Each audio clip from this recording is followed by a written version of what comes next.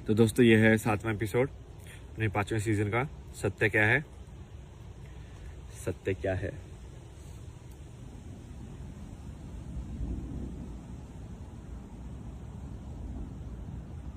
देखो सत्य क्या है, इसका जवाब तो एक्चुअली कोई नहीं दे सकता है, क्योंकि इसका जवाब शब्दों में हो ही नहीं सकता है। ये ऐसी चीज है ना जो शब्द में यदि आ गई होती ना आज तक, तो ये इसके फिर ये इसका मतलब इलोन मस्क के पास सबसे ज्यादा होती है, क्योंकि शब्द में जो चीज आ जाती है वो बिकाऊ हो जाती है। फिर एक कुछ न कुछ उसका कीमत लगी जाती है कभी ना कभी। शब्द के अंदर जो भी आपका रिश्ता आ जाता है, शब्द के अंदर जो भी आपकी पहचान आ जाती है, शब्द के अंदर जो भी आपकी क्वालिफिकेशंस आ जाती है, शब्द के अंदर जो आपकी सुंदरता आ जाती है, शब्द के अंदर जो आपका शांति आ जाती है, तो वो गई, फिर वो शांति नहीं है, बिकाऊ है। फिर तो बस कीमत है, कितनी कीमत लगाओगे तुम। और आज के टाइम पे I think most of the लोग ऐसे ही हैं। लाइक लड़कियां भी आई थिंक जब लड़का ढूंढती होंगी तो वो यही ढूंढते होंगे कि पैसे वाला होना चाहिए। तो उनको भी मतलब नहीं है, उनको भी सिर्फ पैसे से मतलब है। मतलब खरीदा जा सकता है उनको ना, समझ रहे हो कि अब एक इंसान इस लाइक वो पैसे से कमा लिया है, तो अब उसको बहुत ऐसी सुंदर वैसे वाली लड़की मिल जाएगी, क्योंकि वो उसको खरीद लेगा, उसके पास पैसा है। तो इनडायरेक्टली वो अपनी सच से, अपने आप से थोड़ी ना वो शादी कर रही है। वो लड़की उसके पैसे से शादी कर रही है और वो उसको खरीद रहा है। बेसिकली वो उसको ऑब्जेक्ट मानेगा पूरे टाइम। अब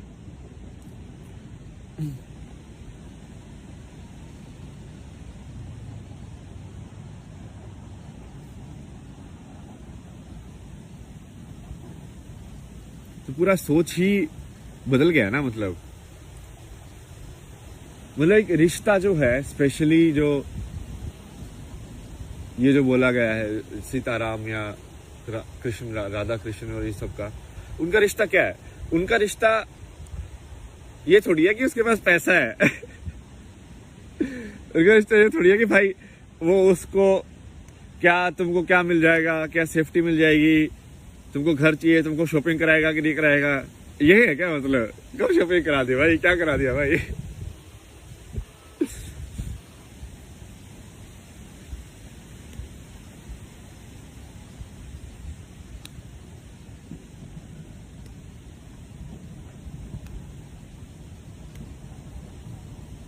या फिर तुम्हारी इच्छाओं को पकड़ ले वो कि तुम, हाँ भाई जैसे दूसरों का होता है ना कि कोई एनआरआई है तो उसको भाई अलग उससे वो मिलता है प्रेफरेंस, क्योंकि बहुत सारी लड़कियों को आना होता है यहाँ पे, या लड़कों को आना होता है, एक ही बात है।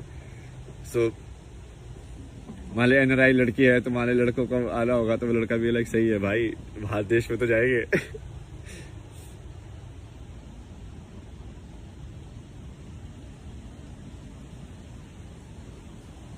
उसमें दिखाया था ना वो एनआरआई लड़का था अपना, कौन सी थी, कंगना रनौत वाली मूवी।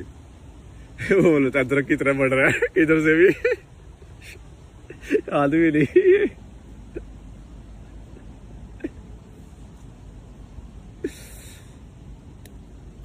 चलो सीरियस बातें करते हैं। आज आपको थोड़ा कुछ सिखाना है। तो एक टर्म होती है इंग्लिश के अंदर कि जनरेशनल पैटर्न्स, ठीक है।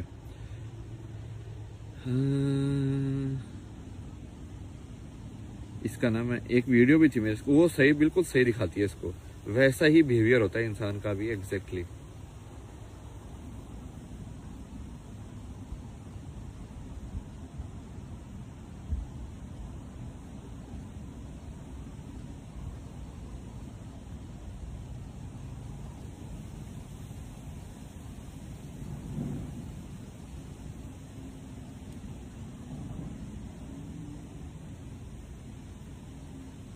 तो ना पहले ये देखो ये वाला, ठीक है।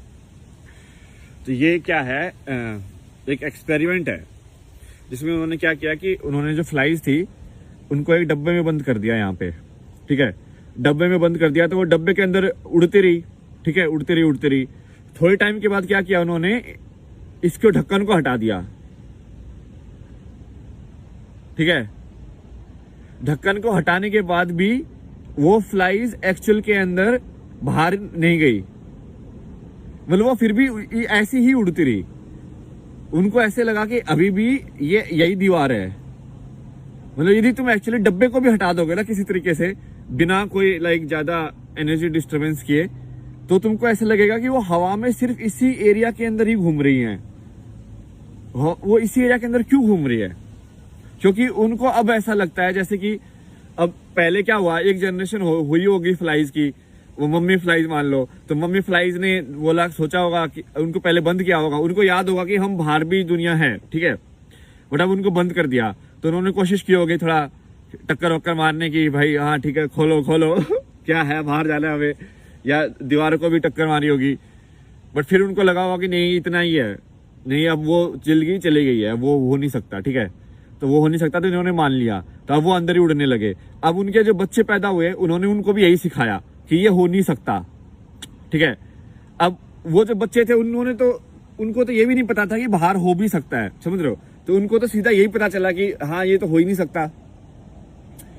तो अब उनके बच्चों के लिए तो बाहर है ही नहीं, मतलब इसलिए कि उनका दिमाग में ही बैरियर बन गया कि ये है ही नहीं, मतलब। तो अब यदि तुम डब्बा हटा दोगे, ढक्कन भी हटा दोगे, तो भी वो ऐसे ही उड़ते रहेंगे, टक टक टक। इसको ही इंग्लिश में बोलते हैं कंडीशनिंग। कंडीशनिंग मतलब कि आपके दिमाग को कैसे ढाला जा सकता है।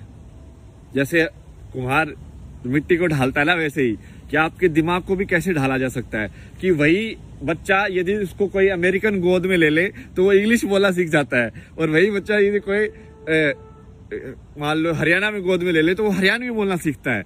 ऐसे कैसे होता है?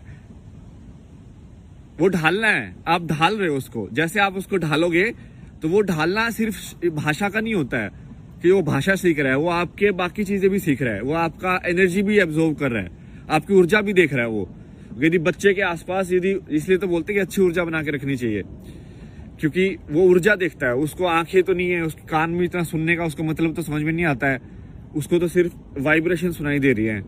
तो यदि शोर शराबा या इस सब के बच्चा पैदा होगा तो वो उसके अंदर भी शोर शराबा ही होगा, मतलब उसकी एनर्जी भी वैसे ही घूम रही होगी ना भाई, उसको तो ऐसा लगेगा यही रियलिटी है।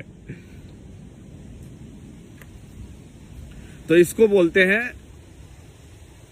और इसको साइकोलॉजी के अंदर आजकल एक टर्म आती है, साइकोलॉजी और स्पिरिचुअलिटी के बीच में, generational patterns of trauma.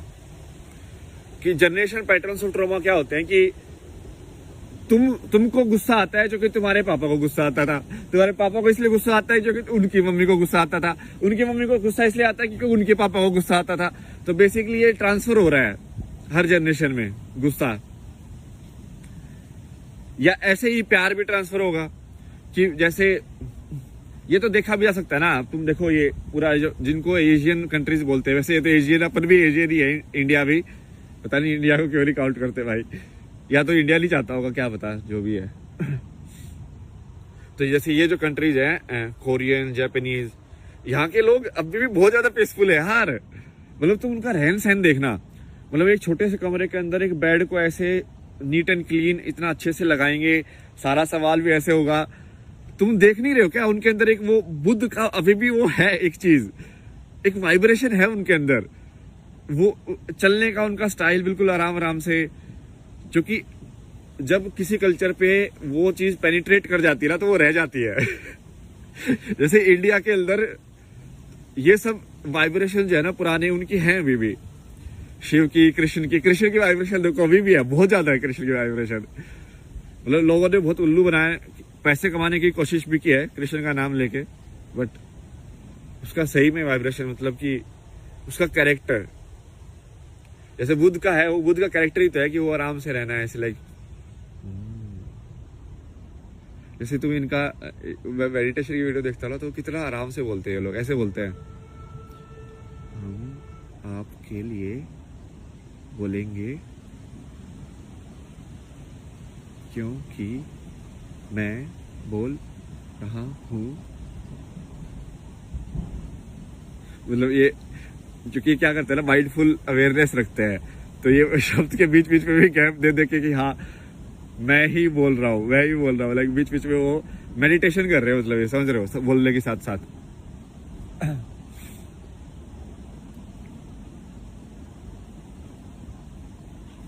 Even जैसे आप देखोगे ना कि जापान की एनिमे वगैरह या इनकी जो मूवीज भी हैं, स्टूडियो गिबली की जो मूवीज हैं या इस टाइप की, उसमें एक जादू वाला एलिमेंट है, अभी भी एक अच्छाई वाला एलिमेंट है, जो कि वैसी मूवी तुम कोई और दूसरा बना नहीं सकता। इतनी वार्म मतलब मूवी, इनकी मूवीज में यही खासियत है ना कि वो मतलब दिल को पूरा ऐसे वार्म कर देती है कि लाइक विलेन ज्यादा नहीं होते उनकी मूवीज में ना, मतलब इट्स लाइक आर्बिट कुछ बोल रहा होता है लेकिन बिना विलेन के भी कहानी खेली जा सकती है। ये आज के टाइम में क्या होगा ना, ड्युअलिटी के मॉडल में कि भाई तुमको अब बुरे इंसान चाहिए अच्छाई दिखाने के लिए, तो वो बुरे इंसान जानबूझ के बुरे बन रहे हैं लोग, मतलब नहीं चाहिए भाई, बुरों की कोई जरूरत नहीं है अच्छाई के लिए।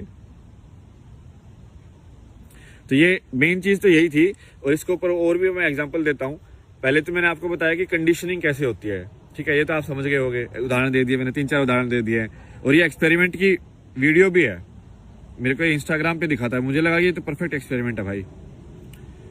इंसान एक्चुअली में यही होता है, इंसान बस ये स्पेस के टर्म्स में हुआ इनका कि वो बाहर उड़ नहीं सकते, बट एक्चुअल में वो बाहर उड़ नहीं सकते, ये तो उनके दिमाग में बना है ना। तो सही यही चीज होती है जब आपको किसी चीज का ज्यादा रिएक्शन हो रहा होता है, समझ रहे हो, कि कोई चीज आपके दिमाग से बाहर क्यों नहीं निकलती है, कोई थॉट या कोई विचार आपके दिमाग में अटक कैसे जाता है कि तुम आप सोचना नहीं चाहते बट फिर भी नहीं सोच पा रहे हो उसको, नींद भी नहीं आ रही आपको उसके चक्कर में, आप सोचे ही जा रहे हो, सोचे ही जा रहे हो, सोचे ही जा रहे हो, सोचे ही जा रहे हो, क्या क्यों नहीं रुक रहा वो विचार आपका, क्यों कंट्रोल में नहीं है वो इसकी वजह से ही है, क्योंकि आप ये इनविजिबल बाउंड्री बना लिया आपने ना कि आप उसके बाहर तो उड़ ही नहीं सकते हो, तो वही होगा।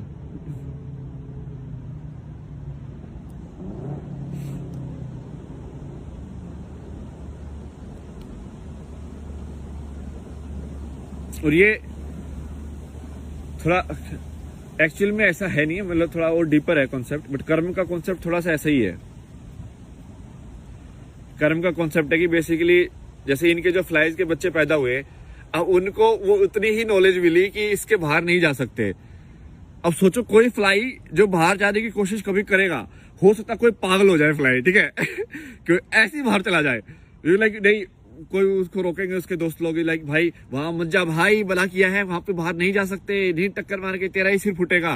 वो बोला कि नहीं मेरे को फर्क नहीं पड़ता, और वो कोशिश कर लेता है, ठीक है, इनमें से एक मक्खी कोशिश कर लेती है कि भाई मैं तुक्का मार के देख लेता हूँ, और क्या पता वो बाहर चला जाए, तो दूसरे वाले क्या सोचेंगे, वो भैंस की टांगे तो गायब हो गया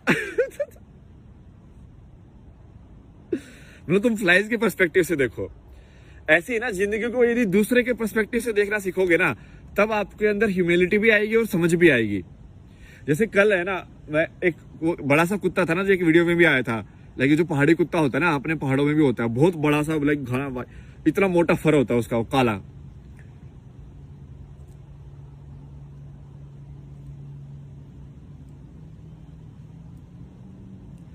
तो वो मैं उससे ऐसे लाइक ऐसे बात सा कर रहा था, लाइक क्या कैसे भाई, तो वैसे वो फिर भौंकने लगा वो, तो उसकी है ना वो भौंकने की आवाज काफी लाउड है, तो एकदम से भौंका ना, तो मैं थोड़ा डर गया।